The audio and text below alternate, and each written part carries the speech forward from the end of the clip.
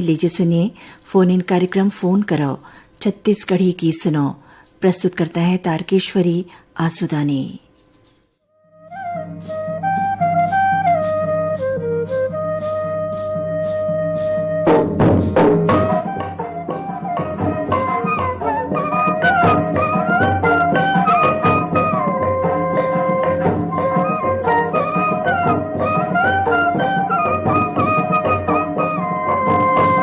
Phone करो छत्तीसगढ़ी गीत सुनो कार्यक्रम सुनैया जम संगवारी मन के कार्यक्रम में स्वागत है।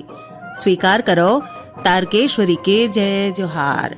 संगी हो आज के कार्यक्रम पर रिकॉर्डिंग हुए रहीस 21 अगस्त गुरुवार बिहनिया 11 बजे ले। ताब सुने जाए आप मन सन होए हमार कोट बात और आप मन के पसंद के गीत। ई हवै पहली कॉल। हेलो, फोन करो छत्तीसगढ़ी गीत सुनो। हाँ मैडम जी नमस्ते। नमस्ते, उमेश यादव बोला था मैडम जी, मंडई बोदा मध्य प्रदेश में। उमेश यादव जी के कार्यक्रम में बहुत बहुत स्वागत है। धन्यवाद मैडम जी।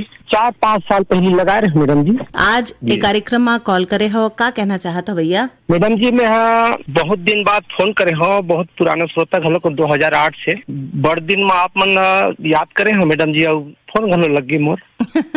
पुराना श्रोता संगवारी मन थोकिन इंतजार करके थोकिन समय बाद फोन लगात हैं ता आने आने श्रोता संगवारी मन के फोन लग जाते और हमार संग ओकर गोट बात होते। बताओ आज के कार्यक्रम में का कहना चाहत हो भैया? मैडम जी मोला दुखिया बाई और ओकर साथी मन के आवाज में गीत सुन रही मैडम।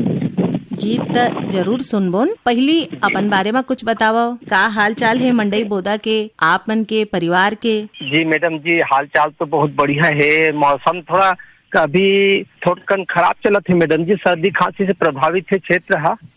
मौसम बदलत है त स्वास्थ्यगत परेशानी त होते भैया। तेकर ले बाचे ले आप मन का करत हो? और मैडम जी अभी का है ज्यादातर से अपन गर्म पानी के यूज करते हैं मैडम जी। कुआं तरिया में का है ऊपर से पानी है जो गंदा पानी गिरते है, कसती गर्म पानी के ही अपन यूज करना चाहिए खान पान में, सब में, रख रखाव में।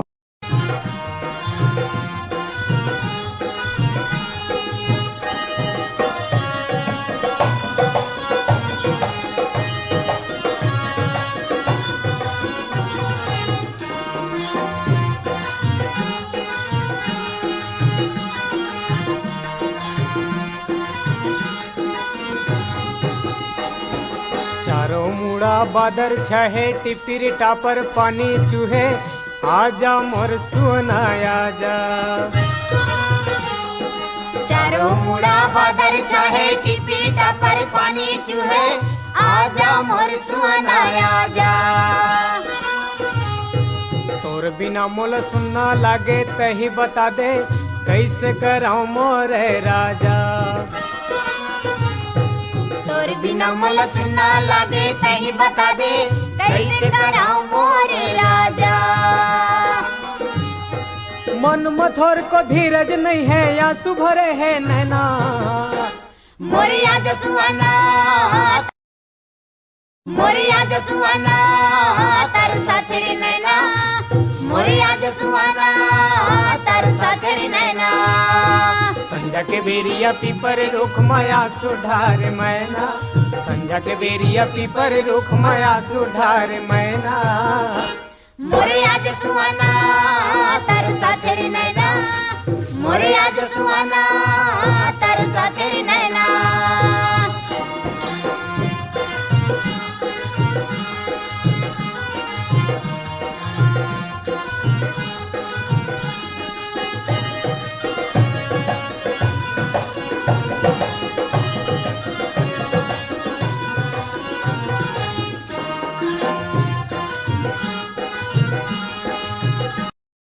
चल रही हूँ मैं अपन। हाँ मैं एक दिन रोज अपन सुनत रही बारी बकरी में रही, टमाटर मिर्चा सब लगा तेरे में अपन काम में हूँ रही, सुनत रही सब कार्यक्रम मन ला। अच्छा, तब अपन बेरा बिताए बर आप मन के संगवारी है रेडियो और आप हो हमार संगवारी।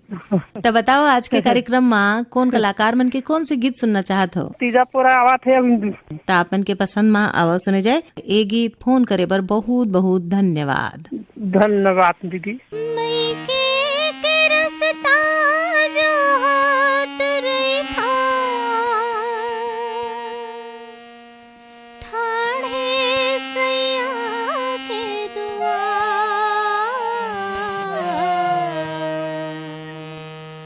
कब आहे तिजा के तिहार हो कब आहे तिजा के तिहार मई के रसता जो हाथ रेखा मई के रसता जो हाथ रेखा ठाणे सैया के दुआर कब आहे तिजा के तिहार हो कब आहे तिजा के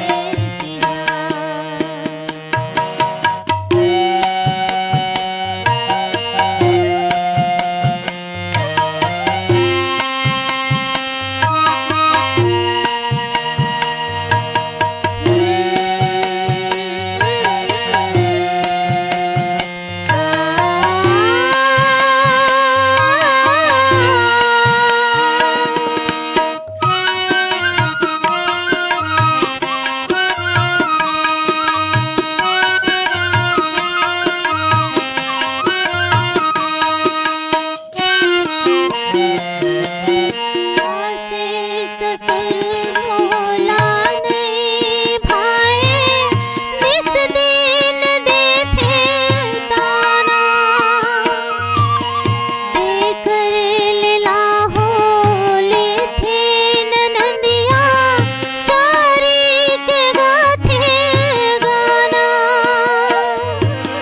सासे ससुर मोला नहीं भावे नित दिन देथे ताना देकर लीला हो लेथे ननदिया चारी के गाथे गाना सैया हमें चट पार बुधिया सैया हमें चट पार बुधिया मारे बर होते तिया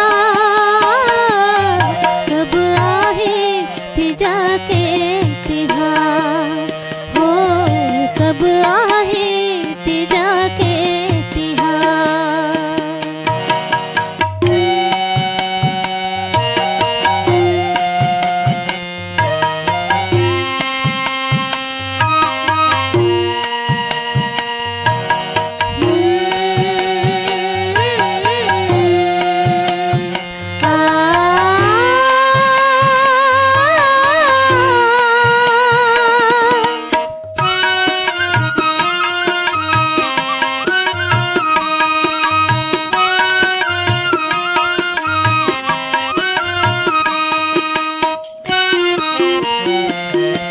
दाई ददा के दुलौरीन बेटी दुख होगे मोल भारी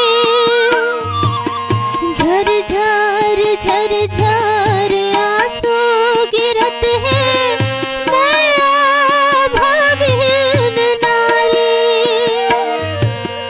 दाई ददा के दुलौरीन बेटी दुख होगे मोल भारी झर झर झर झर आंसू गिरत है माया भागिन नारी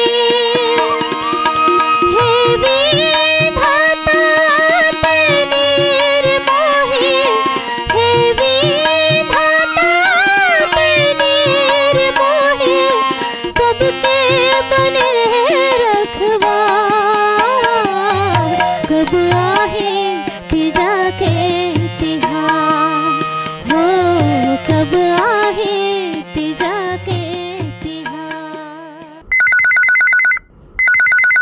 हेलो, फोन करो छत्तीसगढ़ी गीत सुनाओ। सियाराम यादव कांकेर से।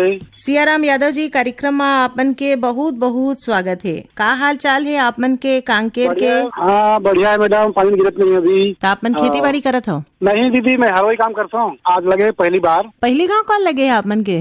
जी जी जी जी, बहुत सुनता दिन सुन है। त कब से बचपन से रेडियो सुनत जात हूँ यहाँ। त आप अत्येक जुन्ना श्रोता हव और अत्येक प्रयास के बाद आप मन के कॉल लगे है त का कहना चाहत हो आज के कार्यक्रम में? दीदी हमारा गाना है पता ले जा गाड़ी वाला। कविता वासनिक की आवाज में। पता ले जा रे गाड़ी वाला। और कुछ बताओ अपन बारे में। वाह दीदी बढ़िया है। हमारे दो जन लड़का है, 2 लड़की है, 2 लड़का है, नाती मन है 2-3 जन, 2 बेटी ब्याह कर डरे हो। तीजापुरा में आ जाही बेटी मन। आ जाही बेटी मन आ जाही। उनको साड़ी लेके रखे हम दे बार। त आप मन के पसंद में आवाज सुने जाए कविता वासनिक के गाय यही गीत। फोन करे पर बहुत बहुत धन्यवाद। पता दे जा रे पता ले जा रे गाड़ी वाला। पता दे जा रे पता ले जा रे गाड़ी वाला। पता दे जा ले जा गाड़ी वाला रे तोर गाँव के तोर काम के तोर नाम के पता दे जा। पता दे जा रे पता ले जा रे गाड़ी वाला।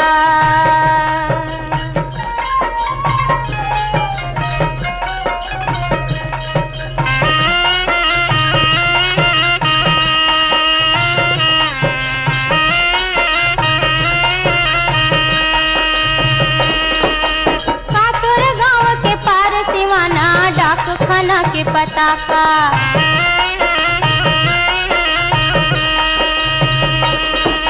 नाम का थाना कचेरी के तोरे पारा मोहल्ला जगह का तोरे राजोते बड़ तेरे लवाही कहावे सड़किया। पता दे जा रे पता ले जा रे गाड़ी वाला। पता दे जा रे पता ले जा रे गाड़ी वाला।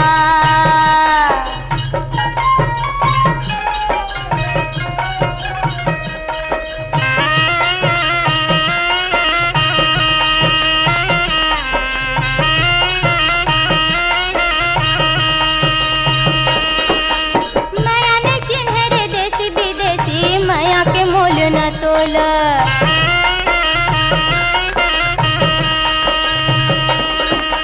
जात भी जात न जाने रे मया मया मया रुके बोल। काया माया सब नाच नचावे मया के एक नजरिया। पता दे जा रे पता ले जा रे गाड़ी वाला। पता दे जा रे पता ले जा रे गाड़ी वाला।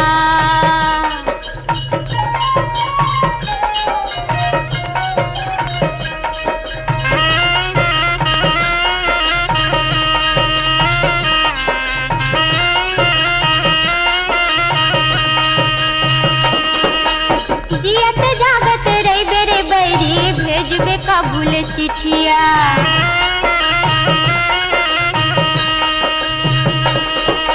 बिना बोले भेद खोले रोए जाने अजाने पीड़ितिया। बिन बारी से उमड़े घुमड़े जो माया के बैरी बदरिया। पता दे जा रे पता ले जा रे गाड़ी वाला। पता दे जा ले जा गाड़ी वाला रे तोर गाँव के तोर काम के तोर नाम के पता दे जा। गाड़ी वाला रे गाड़ी वाला रे।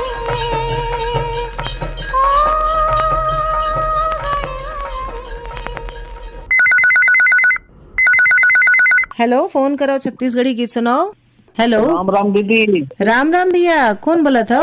हाँ मैं कमलकांत मरावी लोरमी ग्राम से चलिल बोला था।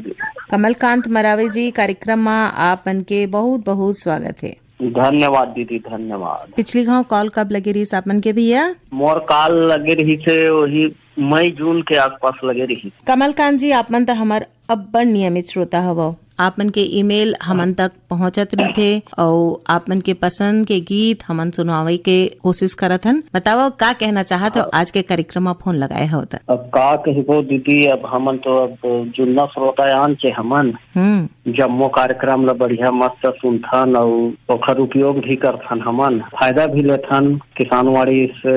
मैं तो आकाशवाणी रायपुर के वैसे जम्मो कार्यक्रम ला सुनत रहता दीदी। मैं सबको बढ़िया लगते मोला। और लोरमी चचेड़ी के का हाल है? आप मन कैसे हवो? हाँ बढ़िया दीदी बढ़िया अभी खुशहाल है। पानी के थोड़ा भी कमी है। पानी गिरा नहीं बदली छाए रहते बस। पानी भी बरस जाही और अवैया तिहार है तीजा और गणेश चतुर्थी।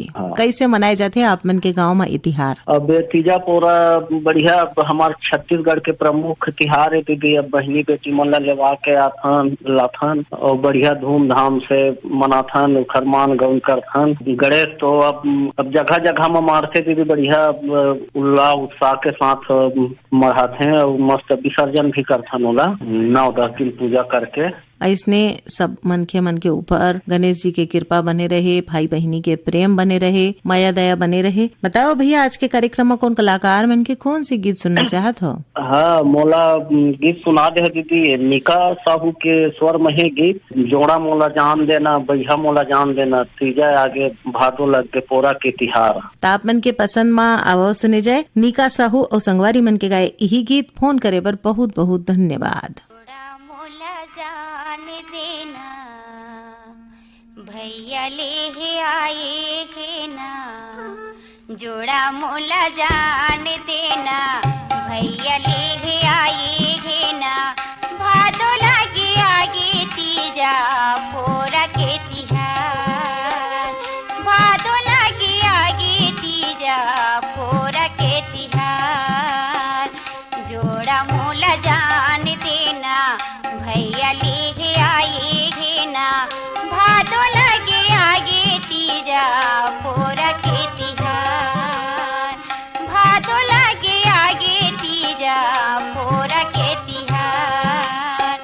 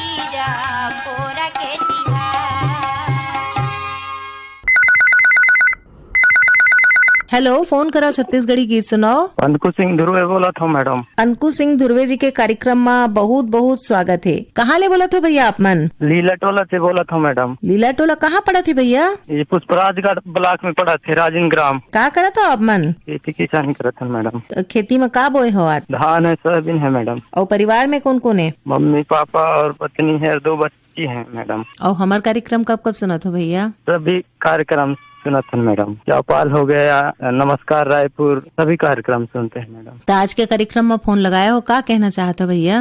वो गाना सुन रहे थे मैडम। कौन कलाकार मन के कौन से गीत सुनना है? गोरेलाल बर्मन के सुना देता मैडम। कौन से गीत? कोई भी हो। तो आप मन के पसंद में आवाज सुने जाए गोरेलाल बर्मन के गाए ए गीत। फोन करे बर बहुत बहुत धन्यवाद। धन्यवाद।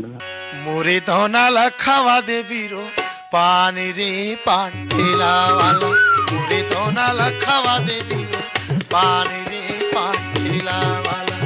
बंगाल के बंगला पत्ती संग लगा दे चूना कत्था, बंगाल के बंगला पत्ती संग लगा दे चूना कत्था। लौंग इलायची सौंफ सुपारी डाल दे ओ मा खोपरा मोरे धोना ला, मुर्गो लैंदा लखावा दे बीरो पानी रे पान ठेला वाला, मुर्जा हुरिया लखावा दे बीरो पानी रे पान ठेला वाला।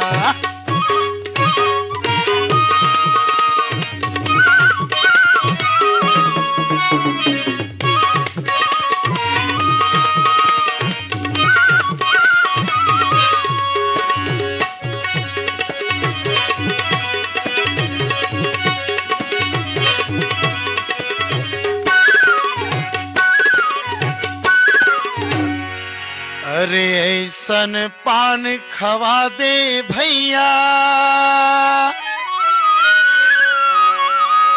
कि मन मतंग हुई जाए रे,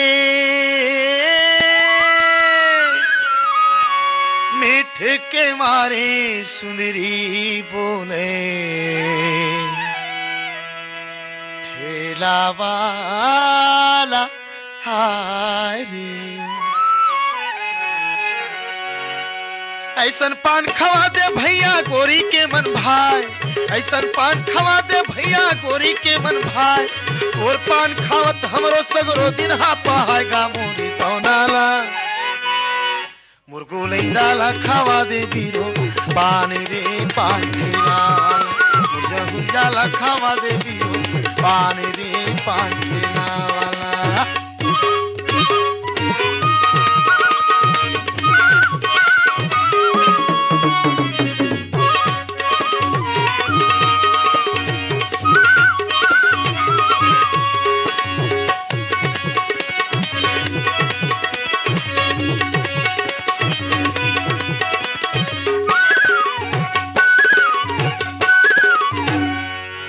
तोरे पान मोर पीरित के बंधना,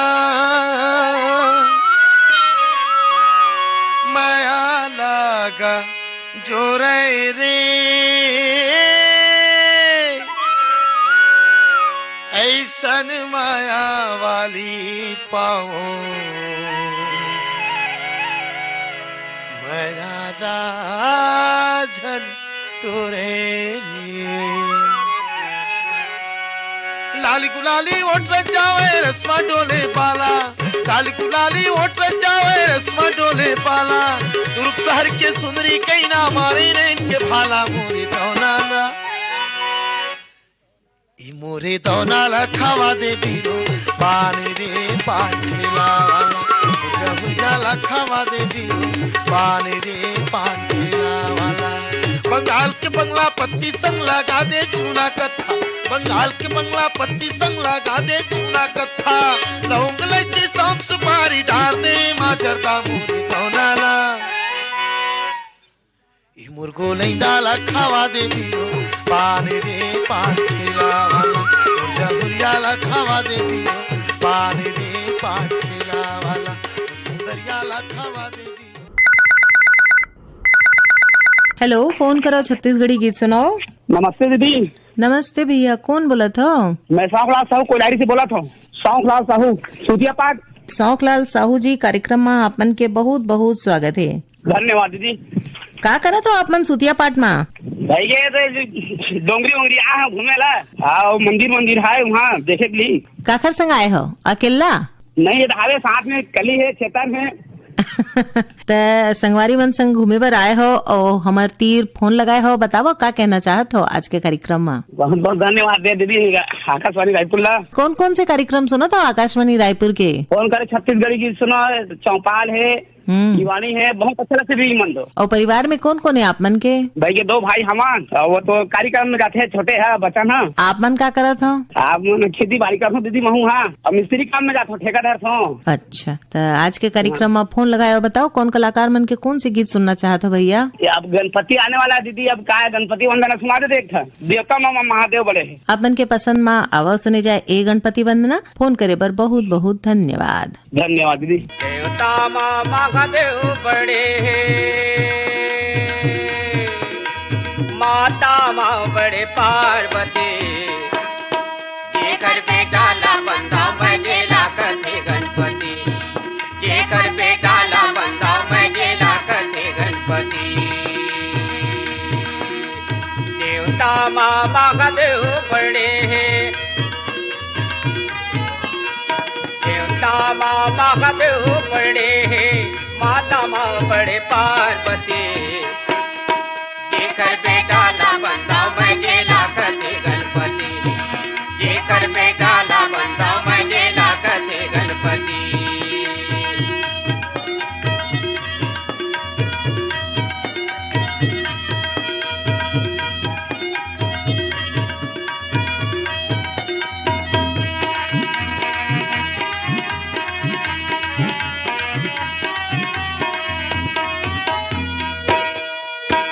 ध्यान लगाते मन के दुख हर मिट जाते तन के, दुख हर मिट जाते तन के।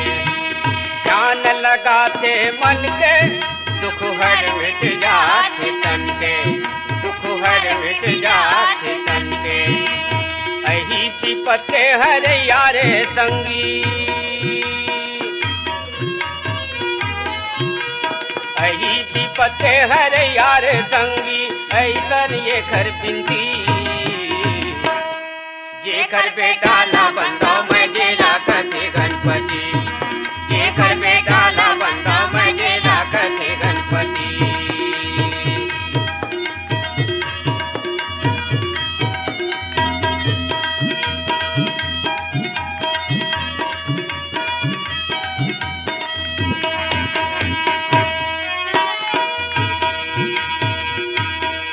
ओ तो ऋषि मुनि देवतन के, ओ तो दाता हवे सबु धन के, ओ तो दाता हवे सबु धन के। ओ तो ऋषि मुनि देवतन के, ओ तो दाता हवे सबु धन के, ओ तो दाता हवे सबु धन के। शारद से जो ध्यान लगावे,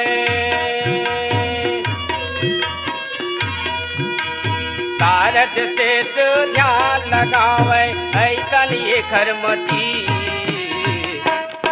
जेकर बेटा ला बंदा मजेला कथे गणपति, जेकर बेटा ला बंदा मजेला कथे गणपति।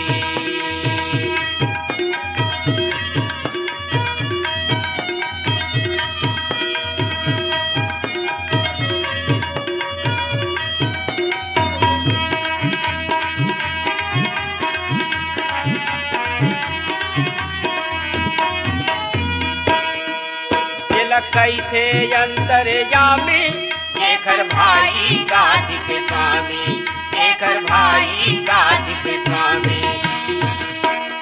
जेला कैथे अंतर जामी, जेकर भाई कार्तिक स्वामी, जेकर भाई कार्तिक स्वामी। लड्डू मेवा के भोग करे जी, लड्डू मेवा के भोग करे जी, पीता है कैलाशपति, जेकर बेटा ला बंदा मजेला कथे गणपति, जेकर बेटा ला बंदा मजेला कथे गणपति। देवता माँ महादेव बड़े मामा महादेव पड़े माता बाव बड़े पार्वती जेकर बेटा लबंदा बनेला कथे। हेलो, फोन करो छत्तीसगढ़ी गीत सुनो। हाँ नमस्ते दीदी। नमस्ते भैया। मैं सोहन लाल साहू, ग्राम नवा का मुड़ी पार में। हाँ, और मैं तो यहाँ बटालियन में पदस्थ हूँ, रायगढ़ में हम ड्यूटी है। कौन ड्यूटी करत हो भैया? मैं छत्तीसगढ़ सशस्त्र बल में हूँ। अच्छा अच्छा, पुलिस विभाग में बने काम करत हो भैया। और हाँ। बताओ हमार कार्यक्रम कब कब सुना था आप मन? अब आप मन के कार्यक्रम तो जैसे मोला समय मिल जाते है ड्यूटी के हिसाब से, तो मोबाइल के माध्यम से सुन लेता हूँ। कौन कौन से कार्यक्रम आप लोग बने लगते हैं? मोला सबसे बेहतर तो युवानी बहुत अच्छा लगता है। और तीजक तिहार आवत है, गणेश पाक आवत है, बताओ कैसे मनाए जाते आप मन के परिवार में ये तिहार? तीजा पूरा में तो बेटी माई मनाते है, तो तीजा के उपवास में तो तिहार में समझो के गांव भर में पूरा लगभग पूरा रौनकता छाए बेटी माई मनाते बड़ दूर दराज से, तो बहुत अच्छा लगता है। सही कहा था भैया। और बताओ आज के कार्यक्रम में कौन कलाकार मन से कौन से गीत सुनना चाहता हो? मोला वो धुरवाराम मरकाम के सुनना रही दीदी। कौन से? उठो जवान जागो रे किसान। ताप मन के पसंद में आवाज सुनिए ध्रुवाराम और संगवारी मन के गाए ए गीत। फोन करे बर बहुत बहुत धन्यवाद। धन्यवाद।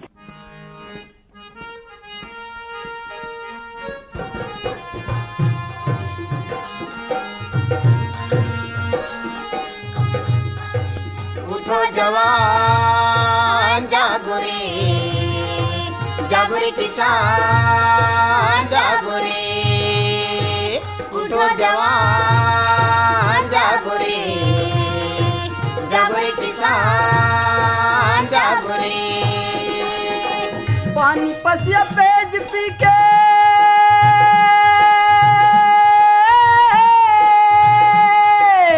पानी पसिया पेज पी के पहावत हाँ जिंदगानी। मैं छत्तीसगढ़िया संगीत करता हूँ खेती किसानी। मैं छत्तीसगढ़िया संगीत करता हूँ खेती किसानी।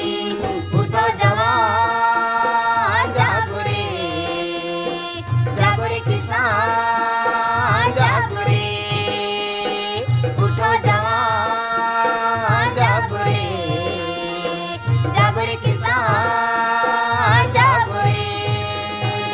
मोर बर गंगा मोर बर काशी मोर बर चारों धाम किसानी। मोर बर चारों धाम किसानी। मोर बर चारों धाम किसानी। मोर बर गंगा मोर बर काशी मोर बर चारों धाम किसानी। मोर बर चारों धाम किसानी। मोर बर चारों धाम किसानी। जियत किसानी मरत किसानी नहीं जानो मैं कुछ सियानी। नहीं जानो मैं कुछ सियानी। नहीं जानो मैं कुछ सियानी। जियत किसानी मरत किसानी नहीं जानो मैं कुछ सियानी। नहीं जानो मैं कुछ सियानी। नहीं जानो मैं कुछ सियानी। छत्तीसगढ़ के सेवा बजा के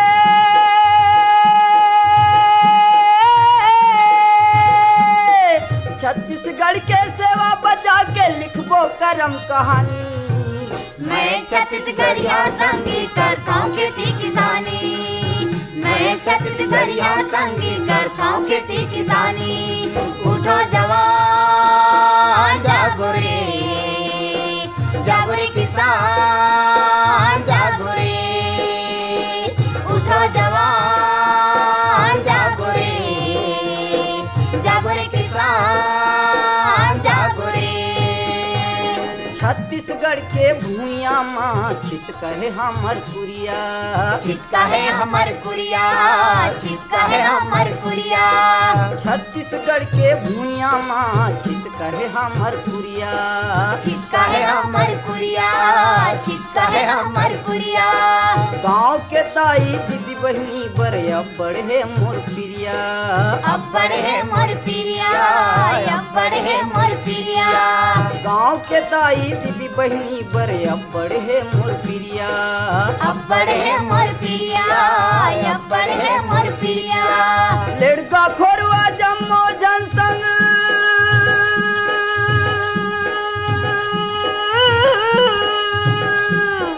लड़का खोरुआ जम्मो जनसंग हवे मोर मितानी। मैं छत्तीसगढ़िया संगीत करता हूँ खेती किसानी।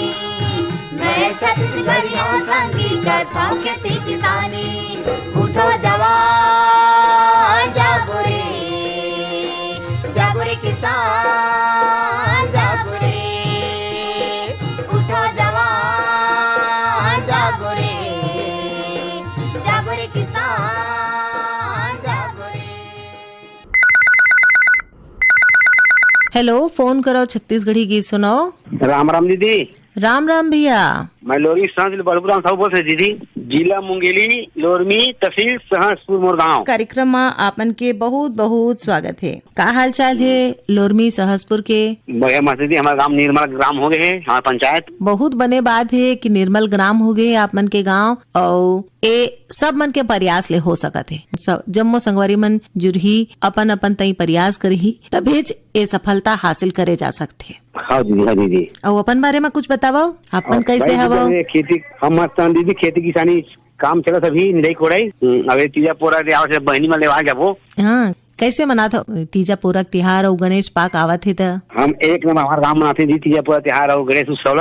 हमारे गाँव हर कीर्तन भी मारते गणेश उत्सव विसर्जन बार। और आज के कार्यक्रम में कौन कलाकार मन के कौन से गीत सुनना चाहते हो भैया? मानी के नाम सब की स्वर सुना देता। कौन से? एक दिया की बाती बिना जग अंधियार लगे। आपन के पसंद में अवश्य सुने जाए। मानिकराम साहू और संगवारी मन के गाए एक गीत फोन करे बर बहुत बहुत धन्यवाद। धन्यवाद दीदी। एक ठन दिया बिना अंधी